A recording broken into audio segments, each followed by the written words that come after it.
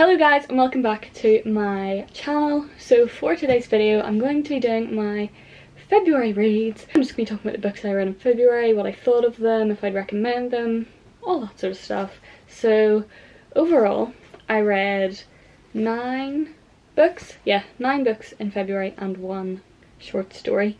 So I'm pretty happy with that. I think that's a pretty good reading month. They were all pretty good books. I enjoyed the majority of them.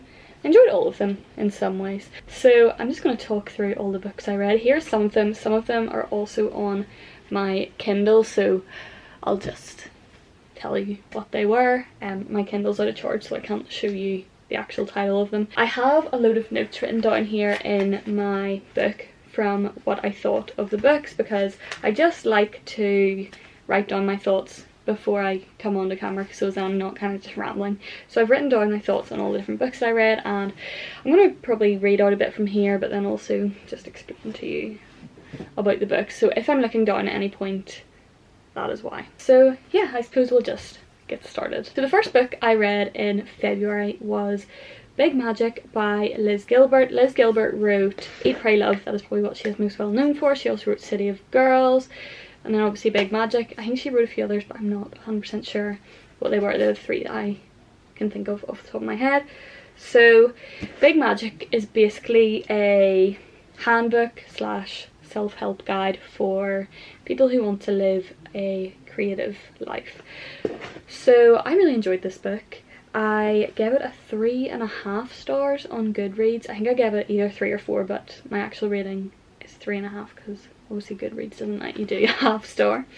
So the whole premise of this book is that fear is basically the only thing holding you back from living a truly creative, free life, which I do agree with to a certain extent, but then I also think it's important to acknowledge that that's a huge privilege to even like see that way. Even having the choice to pursue a creative life is a massive privilege, and if you're in that position, then yeah, fear is probably the main thing holding you back. But obviously for a lot of people in the world there are other things that hold them back from even being able to make that choice. But then I don't want to criticize that idea too much, because this book is aimed towards people who are in the position to make that choice, if that makes sense. I just thought it was kind of important to highlight that before I started talking about my feelings on the book. If you do want to pursue any kind of creative life, whether that be through writing or photography or music, acting, whatever, this book is very inspirational in that way. I particularly enjoyed Gilbert's insights into sort of perfectionism and just letting go of the need to be liked by everyone and caring too much about people's opinions. So in typical Liz Gilbert style, her writing is very flowery and it's very dreamy, kind of. It's very like a fantasy. She writes in a very like fantastical kind of way, which I know isn't going to be everyone's taste. I saw quite a few people criticising that in their reviews, but I think it kind of adds to the book, to like the actual enjoyment of reading the book. I feel like if she just wrote things matter-of-factly, it wouldn't be as enjoyable to read. I think because she is a fiction writer, like she goes into this like fictional world to explain real world things. I think it just makes the book a lot more enjoyable to read. So yeah, I just think you don't need to take everything she says in this book completely literally.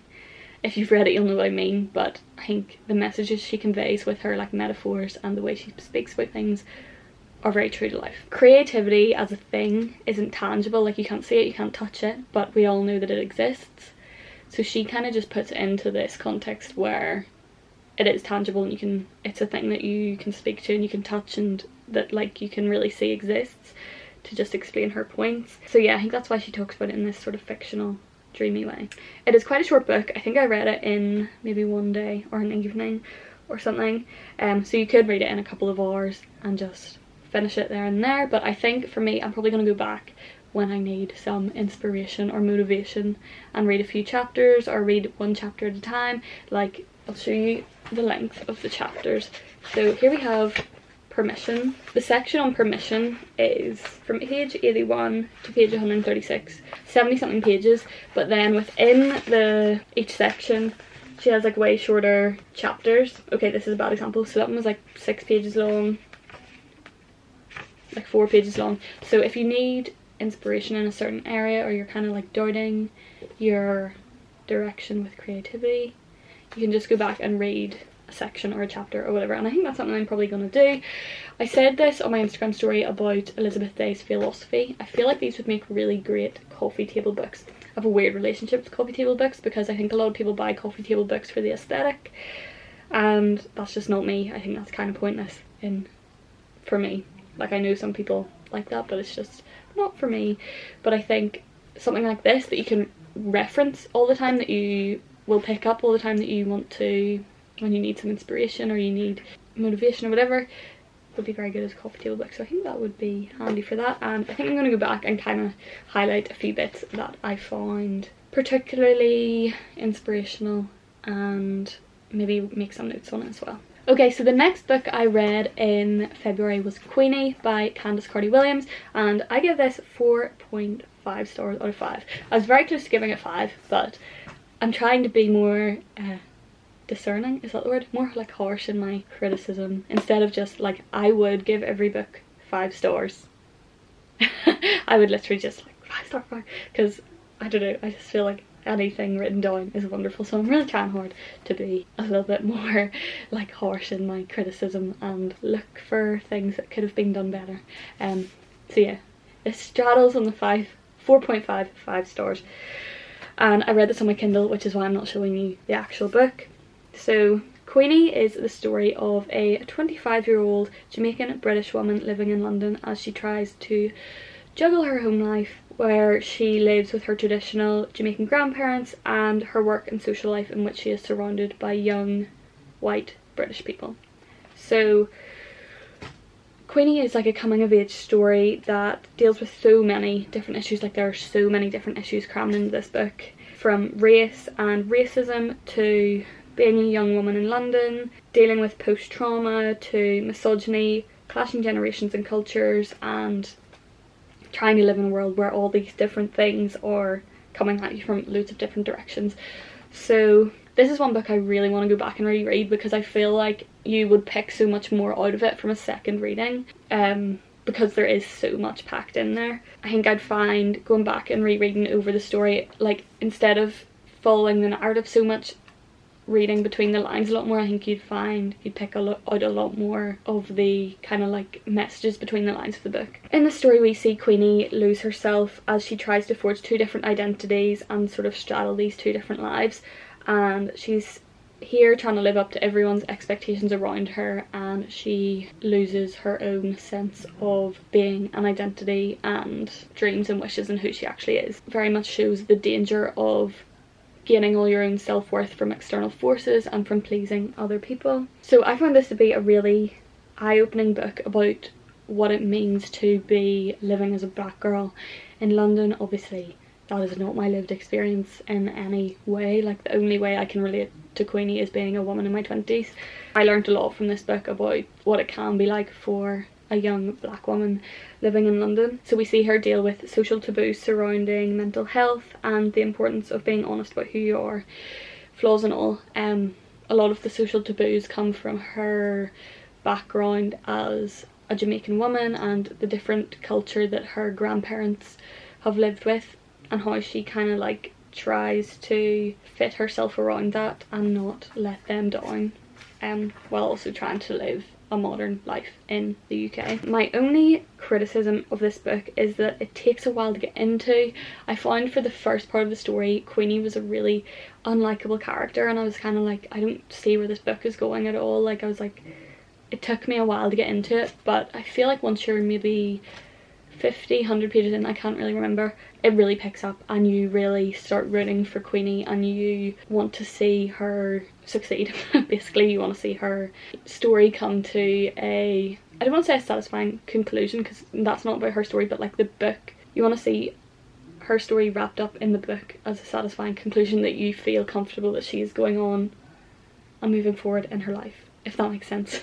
Okay, so the third book I read in February was Little Women by Louise and May Alcott, and honestly, as a literature grad, I am incredibly late to this book. As a female literature grad, if I could speak, I am incredibly late to this book. This was my first introduction to Little Women, never watched a movie of it, never read the book before. All I knew was there was 4 sisters and that was pretty much it.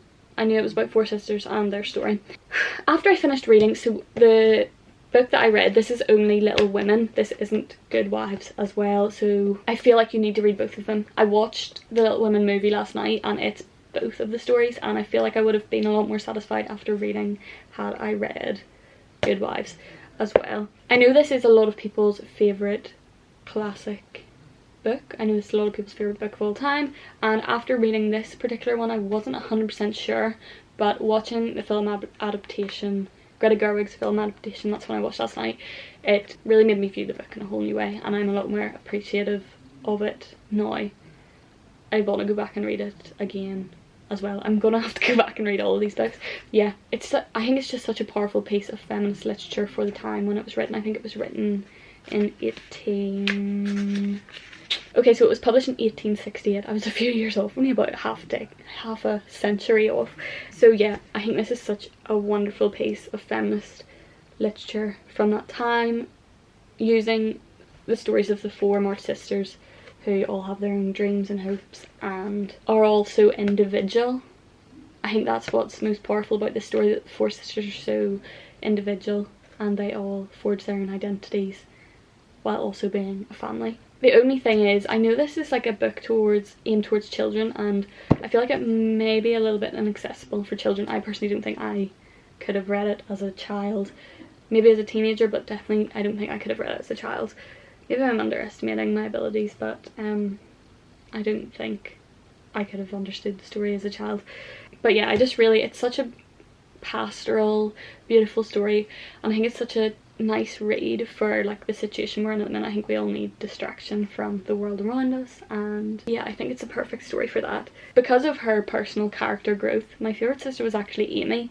I know a lot of people say their favourite sister was Jo, and being someone who aspires to be a writer and finds herself so much through books, I probably should like Jo the best, but I really enjoyed Amy's personal story of growth, and I feel like that is one way in which maybe Greta Gerwig's adaptation failed. I feel like we didn't see Amy's growth as much throughout that movie, but I feel like it was really clear in the book. I don't want to give this book a rating because it's a classic and it just feels wrong to give a classic a rating, because it obviously meant so much different in the time that it was written than it would now. Although I think, especially reflecting on the week that has just passed, feminist literature is what we all need to be reading right now. So yeah, sort of just as an overall, it's a really wonderful story to read about such strong-willed and outspoken young women in a period that was so heavily male dominated, and I'm sure that it proved a massive inspiration for many young girls at the time to go on and pursue things that maybe they thought they wouldn't have been able to, or make a life that they maybe thought was off limits to them. As a final comment, as I said earlier, I love the pastoral setting, and I think Alcott creates the most beautiful like passing of the seasons and the Christmas feast and the connection with like the nature around him. I think that just adds so much to the story. Yeah, it's just a very comforting read for the times we're in right now. So yeah, just a final note on Greta Gerwig's adaptation of Little Women and Good Wives. She kind of flits between the 2 time periods, like when the girls are adults and when they're children, and I really feel like this added a lot to the story. And then just after watching it, it just made me really want to have sisters as well. So I would definitely recommend watching that adaptation if you like Little Women. Although do read the book first. I'm really trying to get better at that, reading books before I watch the adaptation, so yeah. Okay, so the 4th book I read in February was Rainier Wind's The Salt Path, and going into this book I didn't expect to like it, and I ended up loving it. Again, another 4.5 star read from me. I picked this book up because it was on 2 for £9 in Tesco's, and there was one book I wanted and I wasn't sure which other one to buy, and I'd seen a lot of hype around this one during the first lockdown. Usually if there's hype around a book, there's good reason for that, so I was like, I'll go for this one because it's on 2 for £9. I ended up loving it so much. I really loved this book. So The Salt Path is an autobiographical novel that tells the story of Rainier Winn and her husband Moth after they lose their house due to a failed investment and just really unfortunate circumstances. While at the same time, Moth has also just been diagnosed with a terminal degenerative disorder, and after losing their house, Raynor and Moth decide to hike the 630-mile southwest coast path, which goes from Wales around the coast of England. I can't remember the exact locations of it. I think there's actually a map in the front of the book. Yeah, there is. It goes from Minehead to Poole, so that is the walk there. And they basically take off on this walk with only the money in their pocket. I think they get like £48 in tax credits every week, and that is all they have to live on. They have a tent that they bought off eBay and just the rucksacks on their back, and overall it's just a really inspiring story of keeping going when you think all is lost, and keeping courage in adversity, and finding hope when it feels like the whole world has come down on top of you. One of the most startling, eye-opening things about this book is Wynn's insights into homelessness and attitudes to homelessness and statistics on homelessness in the UK, which are very much not really discussed very much. Like, they're covered up a lot by the governments and underestimated a lot of the time. So that is one thing that is very eye-opening about this book. On their personal story, there's one bit in where Wynn reflects upon how, despite everything they've lost, she is standing on the coastline and she can feel the wind around her, and that feeling proves to her that she still exists, and she just feels so connected to the natural world around them. Her descriptions of the natural world in this are just amazing, but I'll get into that in a wee bit. It's just such a beautiful reflection on how you're not defined by your material possessions, even though we live in a society that's so fueled by money and what you own and all of that rubbish. She learns that she is still alive without all of that. Throughout the book you see how their time spent on the coast path heals so much in their life, including Moth's illness to a certain extent. So he gains strength despite being told that he shouldn't be doing this walk because it's too strenuous on him, and when he's out walking on the path, Raynor and Moth both notice that he is getting a lot better. And then it also, I think, heals their relationship in a way. I think you see them get a lot closer and they learn a lot more about each other and appreciate each other a lot more. Then finally, Wynn's descriptions of the coast path and the natural world are just amazing, and she really, like, I could visualise everything that she explained right in front of me, and it made me really want to do the walk. I texted Adam, I was like, do you want to do this walk? He's like, oh, how long is that? I was like, 630 miles. He was like, are you taking the piss? I was like, no, I'm being serious. But yeah, it really made me, I could visualise the whole path.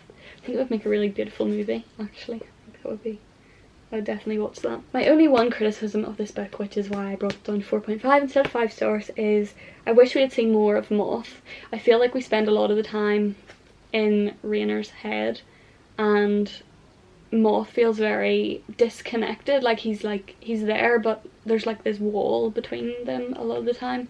I assume that isn't the way it was in real life, obviously I don't know, but it did feel like we existed in Raynor's head and Moth was kind of there, but not really. I wish we had seen a little bit more of him in the book, but that is my only one small criticism of that. Okay, so the next book I read in February was The Miniaturist by Jessie Burton, and I gave this a 3.5/4 stars on Goodreads. So I decided to read The Miniaturist after hearing Jessie Burton speak on Elizabeth Day's podcast How to Feel, and I really loved listening to her speak, so it made me want to pick up The Miniaturist.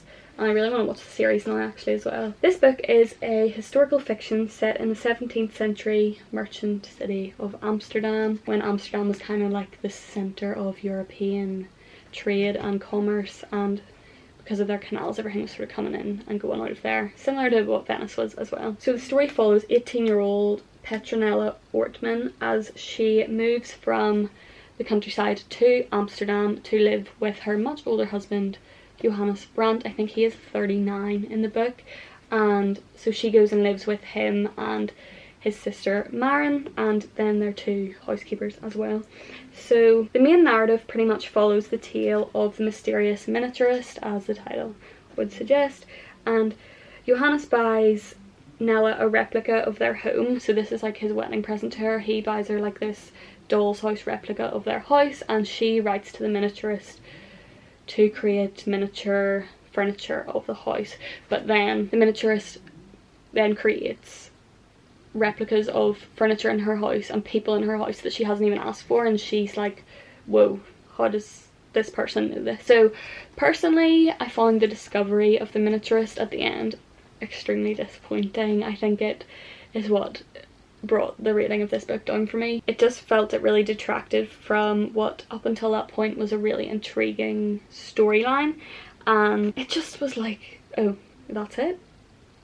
That's all we're getting? That was quite disappointing. But other than that, I feel like it was a really enjoyable piece of historical fiction. And I read a interview with Jessie Burton, who said that the reason she decided to make the miniaturist who it was because it was more a metaphor for the gossipiness of the society at the time, which I understand, but it was just a really annoying ending. Anyway, to her credit, I felt that Burton created a very convincing 17th century setting in this book. She shows a society that centres around gossip and secrets, and a city that claims to be religious and moral but behind closed doors is anything but. I found the story of the Brants and the Mermans, which is another family in the story, and then the housekeepers Cornelia and Otto, a lot more interesting than the actual story of the miniaturist. After I read this, I felt like she sort of touched on a lot of issues in this book that could have been explored in a lot more detail, and I think would have made this book a bit better. And I've also read a lot of people who say they were disappointed because they thought it was quite historically inaccurate, but I don't know too much about that. I'm not overly well versed on the society at the time, so I don't think it detracted from the story, because I don't go to historical fiction to learn about a historical period. I go to historical fiction to read fiction that kind of uses the historical setting as backdrop, if that makes sense. Like, I think she sort of covers the issues that were prevalent in society at that time quite well, and uses those issues as kind of like an overarching theme to surround her story by. Overall, I really enjoyed this book and I would recommend it. The only thing is, don't get too invested in finding out who the miniaturist is, because the ending is disappointing. Okay, so the 6th book I read in February was again on my Kindle, so I don't have it here to show you. It was Red, White and Royal Blue by Casey McQuiston, and I feel like everybody's gonna hate me for this, but I gave this book 2 stars on Goodreads. I read this book because it was Valentine's Day and I wanted a cute romance to enjoy, to get myself into the Valentine's spirit, and it was a cute romance, like it was. So it delivered in that aspect, but it was enjoyable to read and stuff, but I just had a lot of issues with this book. The book follows the story of the first son of the United States, Alex Claremont Diaz, and he is Mexican American, which is quite important to the story, and then Prince Henry of Wales. So it is basically an enemies to lovers type narrative of their relationship together, when they're kind of like rivals as being like the princes of the United States, and like the prince figures of the United States and the UK, and then like that sexual tension that's going on between them, and then their relationship grows when they're forced to spend time together. So there were aspects of this story that I enjoyed, such as how it touches on the politics of race and sexuality in both the US and the UK. However, I think it would have benefited the book to look at these issues more in depth. I feel like they were very much looked at through rose tinted glasses. Like, the president of the United States in this book is a woman, she's Mexican American. It's kind of like, it's a very idealized world. I feel like the issues are touched on, but they aren't touched on in any real way that is true to the world we're actually living in, and I feel like it is quite unhelpful to frame them in this way. Like, it kind of felt like McQuiston was kind of trying too hard to create a book that was inclusive to everyone, rather than creating a book that highlighted the issues in a real world way, if that makes sense. Yeah, I kind of just felt the inclusion of these issues in the book were quite idealistic and superficial, rather than being real. in any kind of way. Aside from that, I also struggled quite a lot to find the love story between Alex and Henry believable. Feels like it was presented in superficial in terms of feeling and emotion, and I feel like a lot of it was based around like sex rather than like an emotional relationship between the two. I feel like the lack of depth and complexity to the emotion in their relationship would be suited to a younger audience, maybe like readers of 12 to 14 years old, but then there are so many like explicit sex scenes in this book that it makes it just completely inappropriate for that age range, so it just felt like it didn't really fit into either category. So yeah, I kind of feel like their relationship is just lacking a lot of complexity, and I feel like it wasn't portrayed in any real way that you were able to get invested in it. I know a lot of people probably disagree with me on this because I know a lot of people love this book, but I just found it really hard to get invested in the way their relationship was portrayed. I feel like there was a lot missing. This book is apparently being made into a movie, and I think it is something that will come across probably a lot better on screen rather than in a book.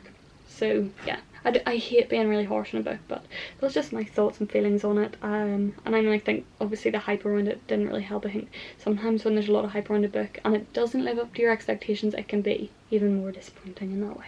So the 7th book I read in February was The Song of Achilles by Madeline Miller, and I decided to give this one 3 stars. So I initially gave it 2 stars, and then I came away and thought about it and decided I was maybe a bit too harsh, which I think again was to do with the large amount of hype around this book. So The Song of Achilles basically retells the story of Troy and Achilles from the perspective of Patroclus, who is Achilles' lover.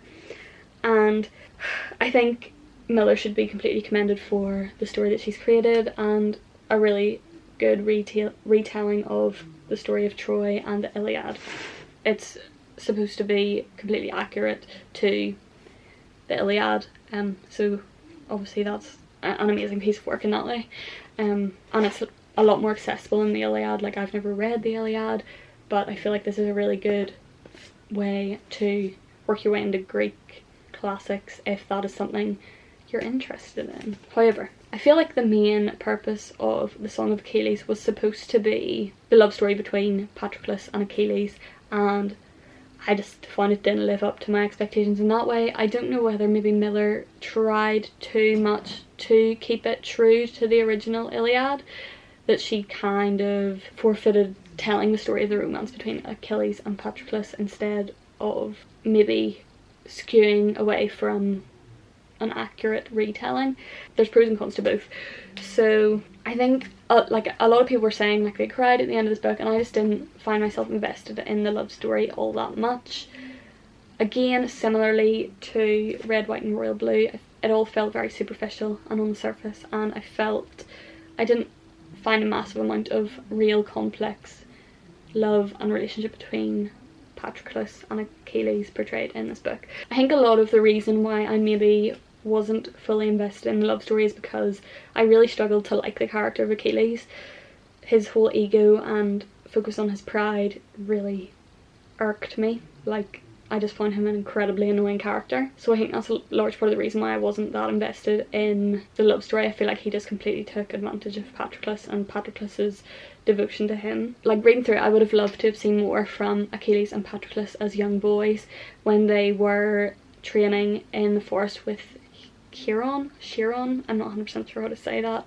I feel like that was one of the more beautiful parts of the story. And then also I'm not a big reader of like war stories, and it's just not really my thing, so I think that maybe took away from my enjoyment of this book. As I said, I think it is a very good accessible entry to Greek literature, the stories of Greek gods, Greek mythology and stuff like that, and I'm glad I read it for that reason, and it did definitely spark my interest in finding out more about Greek literature and the story of Achilles and the Greek gods and all of that. But in terms of the love story, I was left disappointed. Okay, so the 8th book I read in February was another massively hyped book on Bookstagram and Book Talk. It was V. Schwab's The Invisible Life of Addie LaRue, and on Goodreads I gave this a 4.5/5 stars out of 5. I loved this book.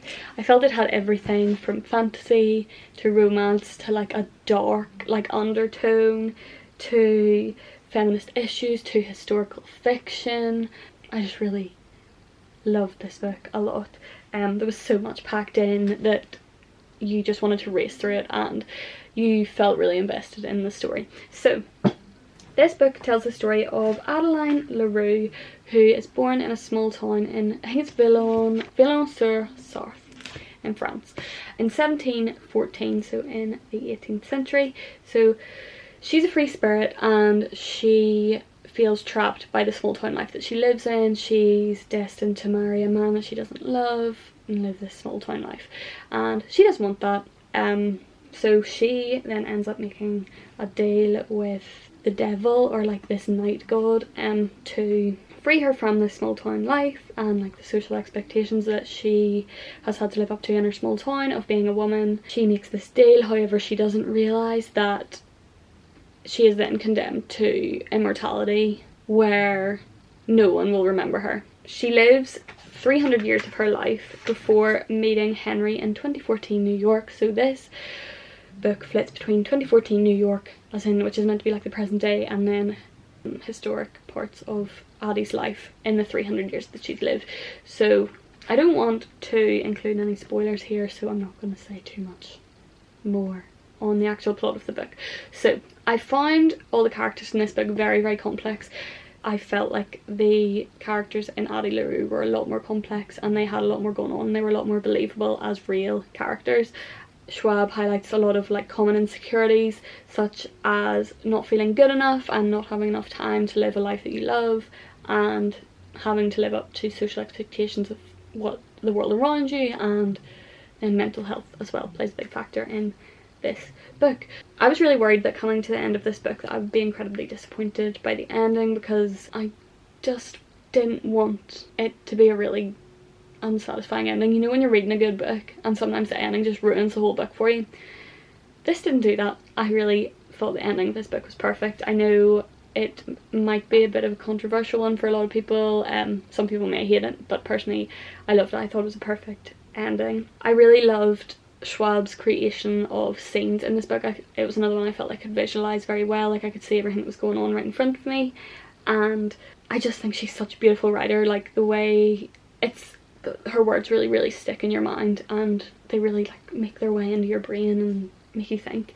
So there were a couple of bits that I thought kind of slightly dragged in this book, such as some of the scenes in Paris and some of the scenes from Addie's previous lives, but then Schwab is trying to give you the idea that she's lived for 300 years, so I kind of understand that, but there are bits that I just felt were a bit unnecessary and weren't massively adding to the story. There were also sometimes I found that it kind of flits between the two time periods just randomly, like it's kind of just chapter about, and I found that quite confusing. It took a bit of like a minute to adjust to the Addie that you were following at that particular point in the book. I feel like it may have been better had it been split up a bit more, maybe like a section on the past and then a section on the present day. I just found that kind of confusing at points. But yeah, I also feel like something that wasn't really highlighted enough in the book was the story of the 7 freckles. So it's made out to be a really big deal in the book that Addie has these 7 freckles, and then I don't really see how it goes anywhere. But then I wonder, is that like leading to 6 more books in the series? I don't know, but I feel like that wasn't really fleshed out as much as I expected it to be. But then other than that, I really enjoyed this book, and I have to admit I kind of fancied Luke quite a lot. I don't know what that says about my character, but yeah, I would highly recommend. Okay, so the last full-length book I read in February was Dear Edward by Anne Napolitano, and on Goodreads I gave this 3.5/4 stars. I'm gonna go with 4. We'll say 4 stars. I hate that all of my reviews have been slash. So Dear Edward follows the story of a 12-year-old boy, Edward Adler, who is the only surviving passenger of a plane that crashes and kills his family and the other 180 odd passengers on the plane. In this book we see Edward move in to live with his aunt and his uncle, and basically start a whole new life in a whole new city and try to adjust to this incredible loss and trauma that he has just experienced, while also at the same time the whole book, or the whole world, is following his story because it's been plastered all over the media. Moving on, Edward then discovers these letters that have been sent to him from the family members of the other passengers on the plane, and it shows him making his way through these letters and then also coming to terms with who he is and the fact that there was no reason for him to be a survivor, like that there's no bigger meaning to his surviving. He just has to live his life how he chooses. It's his life to live out how he feels is right. Okay, so the narrative kind of flicks between Edward's life post-crash and then a narrative of a number of the different characters during the flight. And I really like the way that the reader gets to discover these two different narratives simultaneously. I feel like it adds a lot of depth to the book. So I sort of found the first half of Edward's narrative post-crash to be quite cold. I wasn't sure about this book when maybe the first 100 or so pages. I was kind of like, I wasn't convinced by Edward's the portrayal of Edward as a child post-trauma, but however, as he grew a bit older, I felt like his portrayal of becoming a man and coming to terms with what happened to him was a lot more believable. I just feel like the portrayal of him as a child wasn't massively well done. So I feel like, yeah, as he got older you were able to empathise with him a lot more as a character and see who he actually was. So I don't know whether this was a deliberate action to sort of show that he was very closed off and kind of shut down post-crash, and then it took him a few years to grow out of that and come to terms with his new life that he now has to lead. Yeah, I just felt like the portrayal of Edward as a child was quite 2D. However, as I said, Napolitano brought more depth to his character as he got a bit older, from about halfway through the book, and we saw him really start to question who he is and why he lived out of everyone on the plane, and learning to live with his loss, like just learning to accept that there's no bigger reason why he survived, and he doesn't have this obligation to live out the lives of those that were lost in the crash. So yeah, I thought it was a really good story of grief and loss and all of that, but there were other ways in which I wasn't 100% sure of it.